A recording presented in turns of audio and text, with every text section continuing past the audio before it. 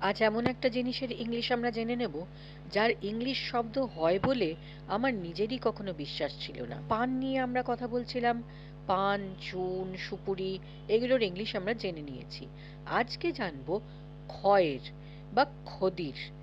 এই যে একটা রঞ্জনী, রং করার জিনিস পানে ব্যবহার করা হয়, এটা নিয়ে ছোটবেলায় যখন ওই বড় মামা বলছিলাম পান খেয়ে কর্মক্ষেত্রে বেরোতেন, বড় মামা যখন পানটি মুখে দিতেন তখন আমি আর আমার ভাইও বায়না করতাম একটু পান খাবো বলে। পান খাওয়া কিসের জন্য? না, পানটি চিবিয়ে সেই রসে কার জিভ এবং ঠোঁট কতটা লাল হলো সেই কম্পিটিশন করার জন্যই পান খাওয়া। তাহলে আসুন খয়ের ইংলিশ জেনে নিই। খয়ের ইংলিশ হলো কটেচু। কটেচু হলো খয়। এটি আসলে খয়ের গাছের কাঠের নির্যাস থেকে তৈরি হয়।